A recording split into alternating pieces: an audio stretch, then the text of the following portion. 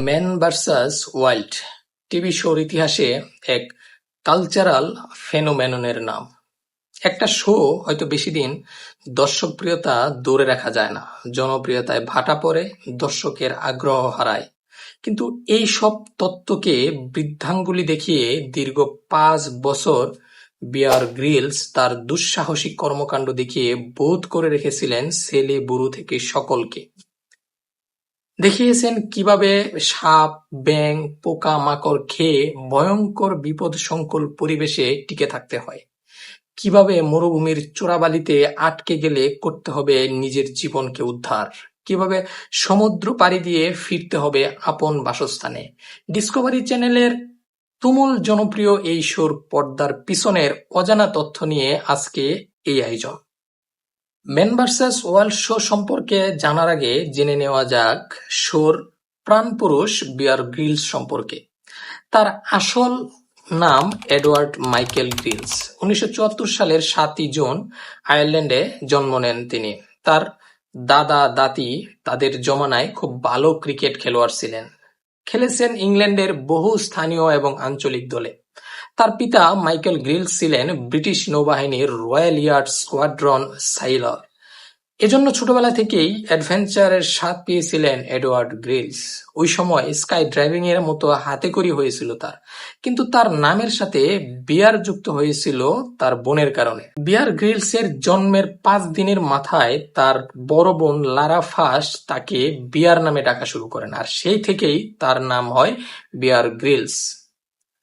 বিয়ার গ্রিলসের ঝুলিতে বেশ ভারী ভারী সেনাপদক রয়েছে। ব্রিটিশ সেনাবাহিনীতে অন্তর্ভুক্ত 21 সাস রেজিমেন্টের একজন প্যারাট্রুপার ছিলেন তিনি। জাম্বিয়ায় প্যারাশুট ট্রেনিং এর সময় মারাত্মকভাবে আহত হলে ভেঙে যায় তার মেরুদণ্ডের 3টি হাড়।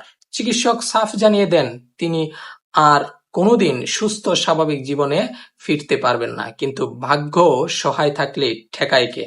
1.5 বছরের মাথায় তিনি সকলকে অবাক করে দিয়ে 1998 সালের 16 মে দুর্গম এভারেস্ট জয় করেন।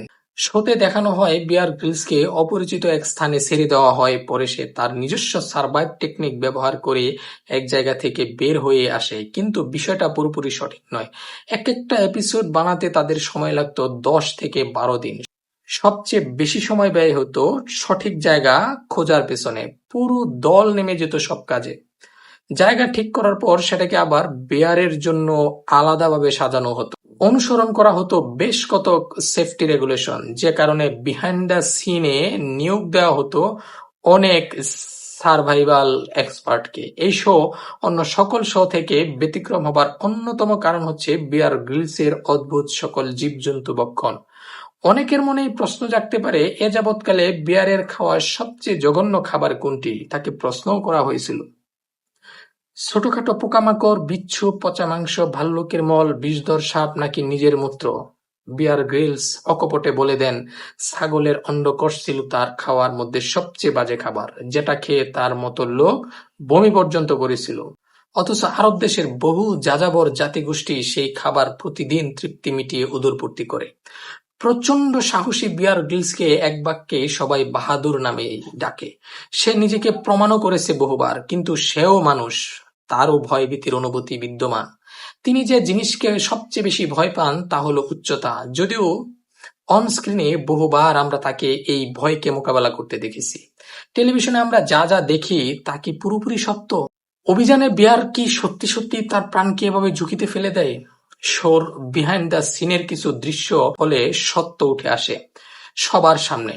সকলেই ভাবতেন বিয়ারের সাথে অভিযানে যায় শুধু একজন চিত্রগ্রাহক, কিন্তু আসল কাহিনী হলো পুরো দস্তর এক দলকে নিয়ে তিনি রওনা হন প্রতিটি অভিযানে। স্থান হিসাবে এমন জায়গা বাছা হয় যা মানব সভ্যতা থেকে খুব বেশি দূরে নয়। এমনও শোনা যায় যে কিছু এপিসোড বিয়ার হোটেলে এসে রাত কাটিয়েছিলেন। এমনকি এক এপিসোডে নকল ভাল্লুকের ছোটও ব্যবহার করা হয়েছিল। একবার 2015 সালে প্রকাশিত হিন্দুস্তান টাইমসের এক আর্টিকেলকে ভুলভাবে প্রচার করার ফলে অনেকেই ভেবেছিল বিয়ার ভারতীয় সেনাবাহিনীতে যোগ দিতে ইচ্ছুক, কিন্তু সে কাহিনী সত্য নয়। ওই আর্টিকেলে বিয়ার গ্রিলস তার দার্জিলিং ভ্রমণের কাহিনী ব্যক্ত করেছিলেন। ভারতীয় সেনাবাহিনী এই ভ্রমণে তাকে অনেক সহযোগিতা করেছিল, কিন্তু কোথাও তিনি ভারতীয় সেনাবাহিনীতে যোগ দেওয়ার ইচ্ছা পোষণ করেননি। ভারতীয় সেনাবাহিনীর নিয়ম অনুযায়ী ভারত, নেপাল, তিব্বত ছাড়া আর কোনো জায়গার মানুষের ভারতীয় সেনাবাহিনীতে যোগ দেওয়ার ক্ষমতা নেই। 2012 সালের ডিসকভারির সাথে চুক্তির মেয়াদ শেষ হয়ে গিয়েছিল বেয়ার গ্রিলসের। তবে ডিসকভারি চ্যানেল এত সহজেই তাকে ছাড়তে রাজি হয়নি। পরবর্তীতে 2019 সালে তার সাথে চুক্তিবদ্ধ হয় নেটফ্লিক্স, যেখানে ইউ ভার্সেস ওয়াইল্ড নামে একটি নতুন শো রিলিজ করা হয় এই অনলাইন স্ট্রিমিং প্ল্যাটফর্ম থেকে, যা এখনো চলমান। ধন্যবাদ।